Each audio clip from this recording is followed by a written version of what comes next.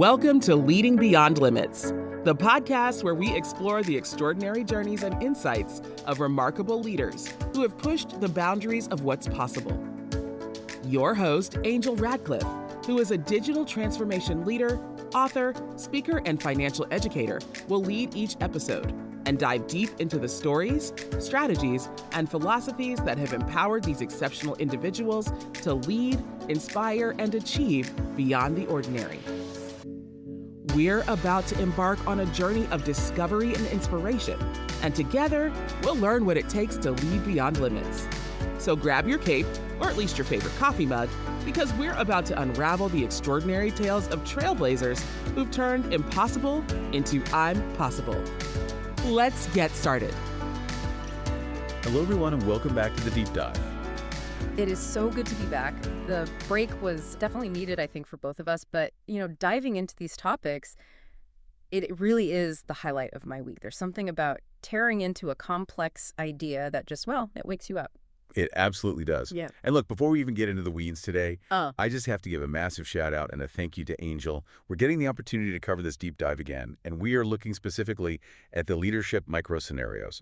And honestly, this stuff is just gold. It really is. And I'm glad you mentioned Angel right off the bat, because the way these scenarios are framed is so unique. It isn't just, here's a business problem, here's a spreadsheet solution. It's psychological. It's about the human operating system inside the context of leadership. Right. So let's set the stage for everyone listening. We are looking at a specific high-stakes leadership micro scenario from the Leading Beyond Limits series. And the premise here is fascinating because these are not your standard business school case studies where everything is wrapped up in a nice little bow. The scenario defines these explicitly as gray area moments. Which is where real leadership actually happens, right? This scenario tells us there is, and I'm quoting here, no easy answer, no textbook solution, and no room for hesitation. That is a very specific, very intense kind of pressure. It's that moment where the manual ends and your judgment begins. It is. And to kick this all off, I want to read the text that goes with the image for this scenario. It's a short sentence, but man, it just stops you cold. It says, "You aren't grinding, you're just making expensive mistakes." Oof, that lands, doesn't it? It's almost offensive at first. I mean, you aren't grinding, you're just making expensive mistakes. So our mission today, and I want to be really clear about this up front, this is not going to be a list of productivity hacks. We are not going to tell you to download a meditation app or, buy a better mattress. No, absolutely not. If it were that simple, nobody would struggle with it. The goal here is to bridge that gap the scenario talks about, the one between knowing you should rest and actually doing it. We need to unpack why that sentence about expensive mistakes is so hard for high performers to really accept. Okay, so let's dive into part one, the illusion of the grind.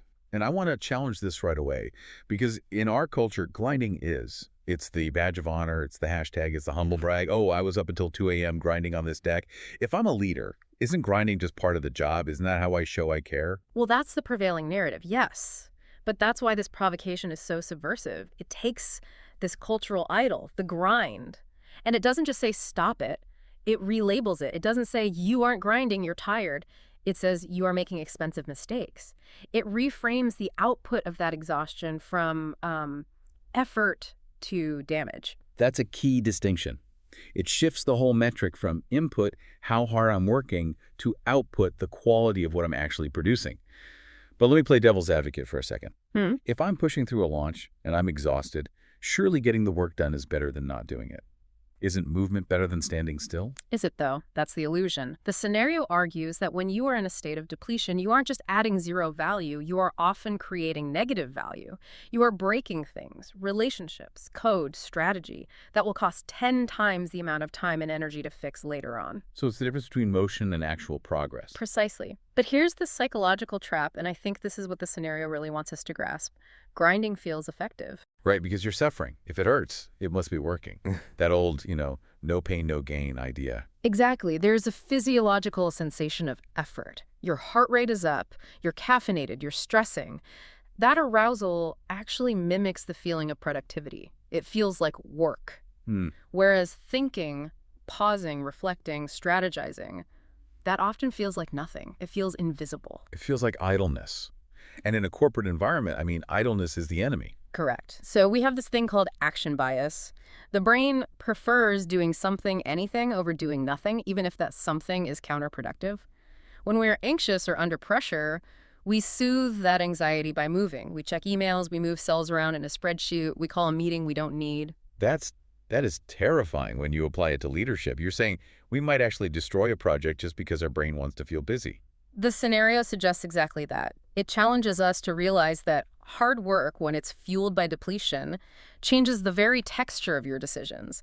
You aren't grinding toward a goal, you are grinding down your own cognitive gears. Which leads us directly to this idea of the depleted leader. The text within the scenario, it refers to the strategic necessity of rest, and it puts it very bluntly. It says, a depleted leader is a dangerous one. Dangerous. I love that they chose that word. Not ineffective, not cranky.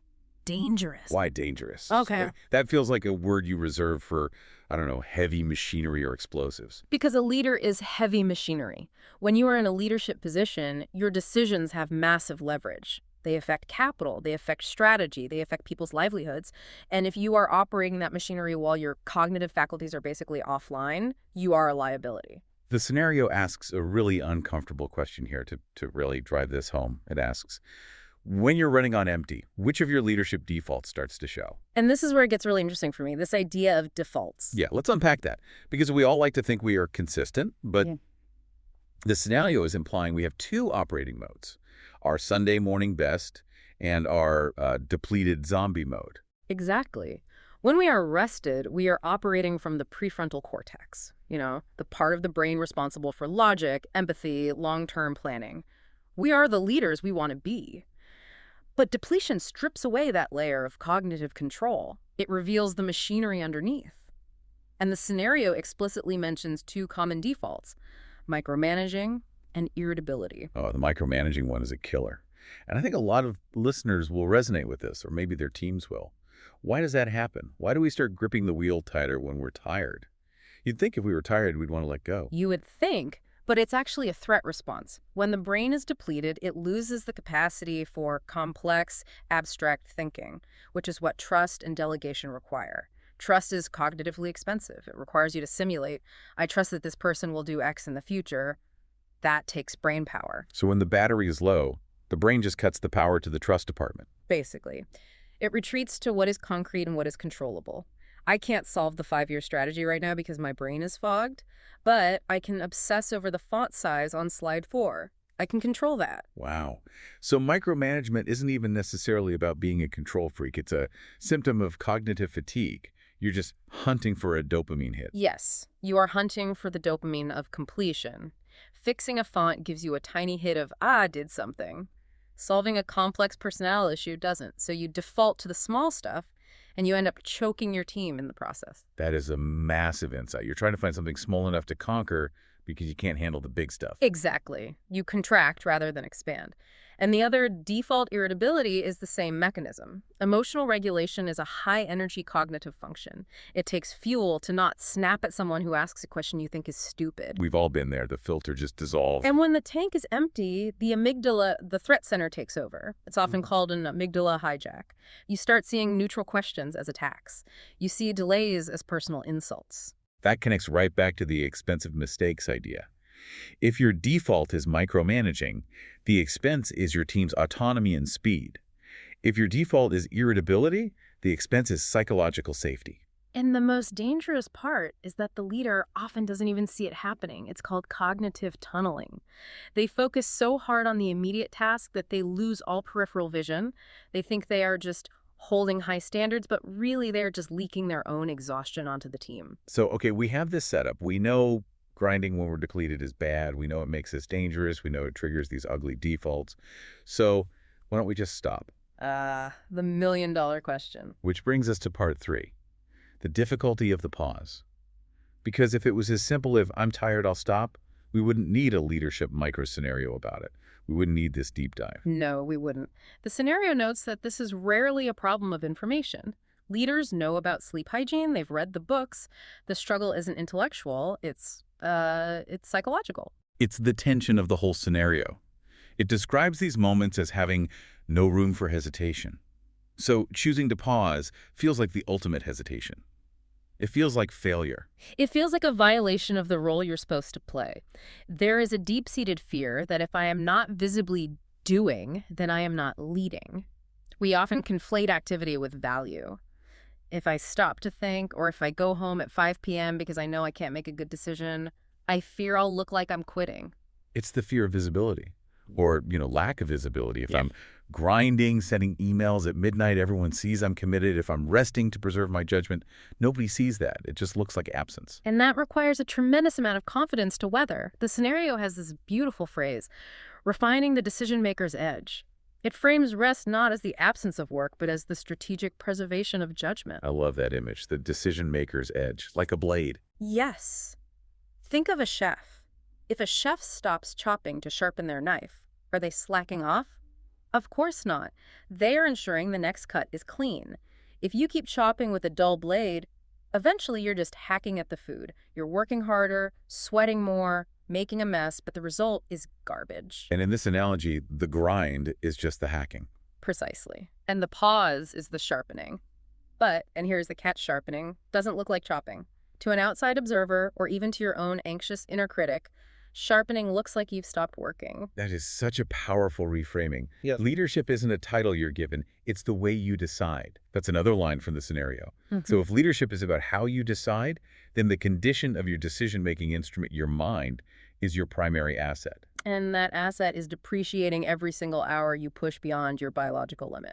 But let's talk about the risk aspect, though. Because stopping feels risky. You feel like you're losing momentum or that your competitor is going to get ahead while you sleep.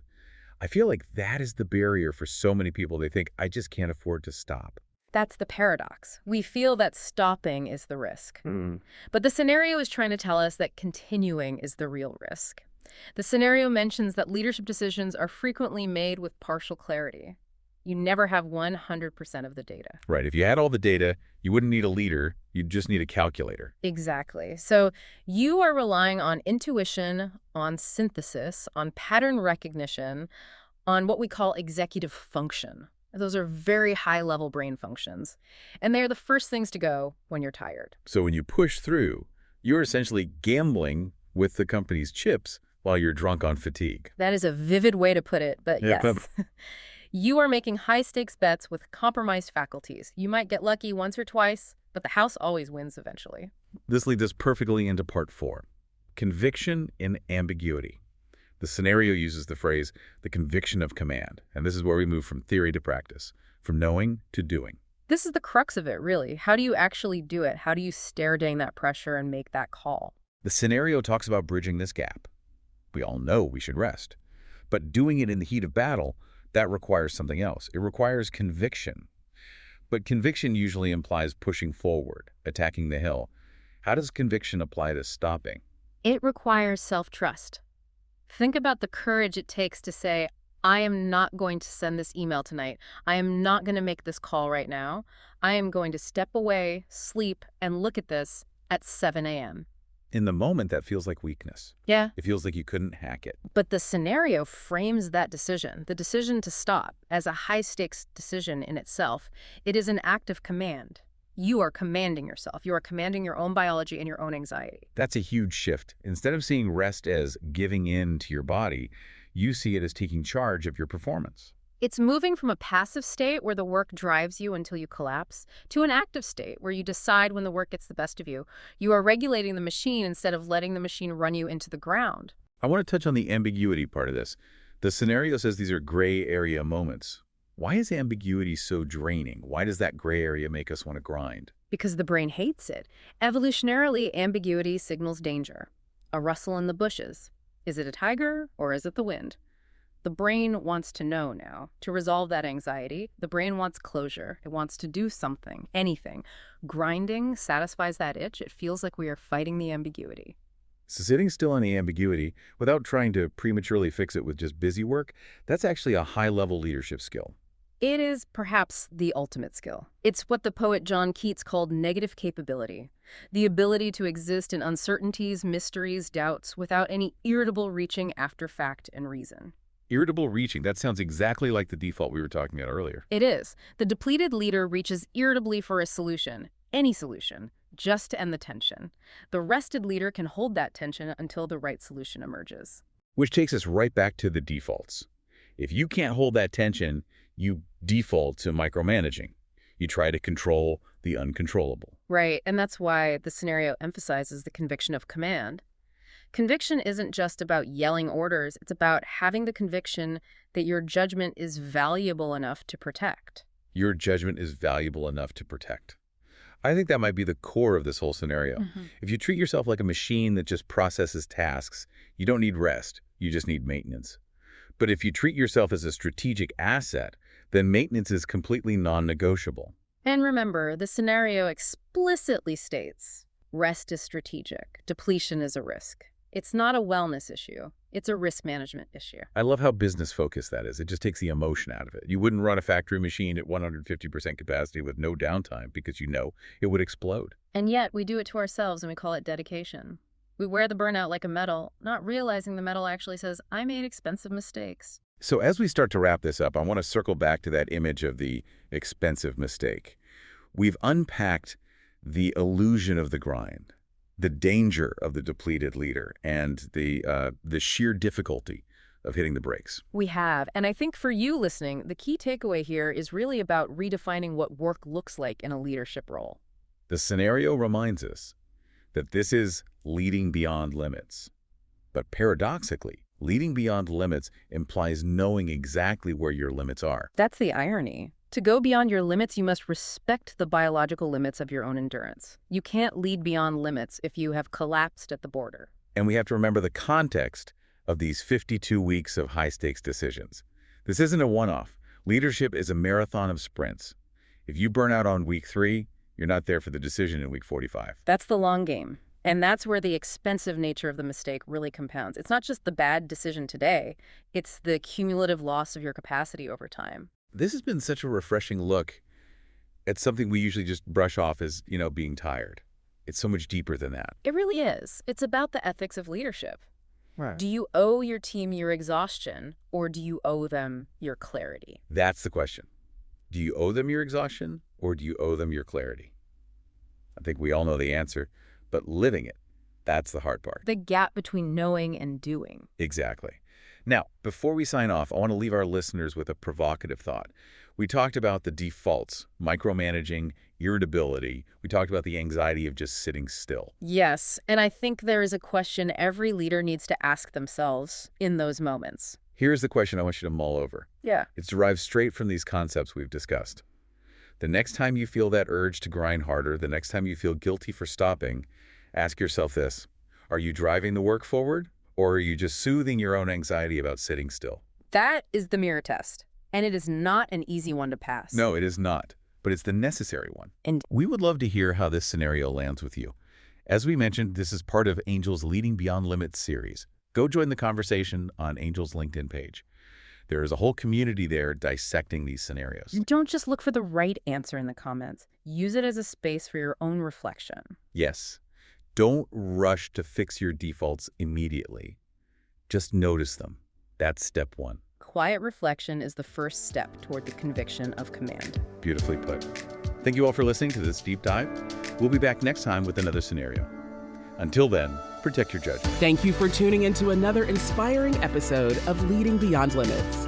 If you enjoyed today's conversation and want to hear more from our incredible guests, don't forget to subscribe, rate, and review us on your favorite podcast platform. Your feedback means the world to us. And if you have a remarkable leader in mind who you'd like to hear on our show, or any questions and comments, feel free to reach out to us. You can find our contact information in the show notes. Remember, leadership knows no bounds, and with the right insights and determination, you too can lead beyond limits. Until next time, keep reaching for the stars and leading with purpose.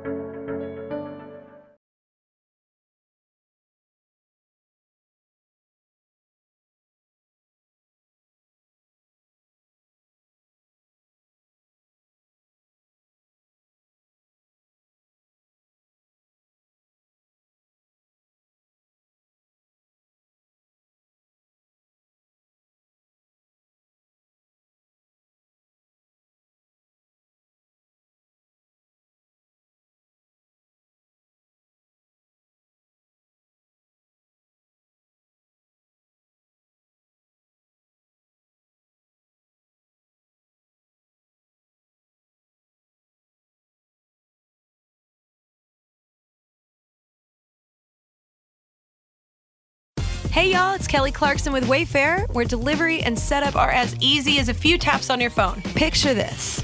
You're relaxing in an old hammock, scrolling Wayfair's app when you spot it. A brand new patio set. Next thing you know, Wayfair delivers it right to your patio and sets it up. Oh, you need a new grill too? All right, Wayfair's got you covered. With Wayfair's room of choice delivery and fast expert setup on qualifying orders, life gets a little easier. Visit wayfair.com or the Wayfair app. Wayfair, every style, every home.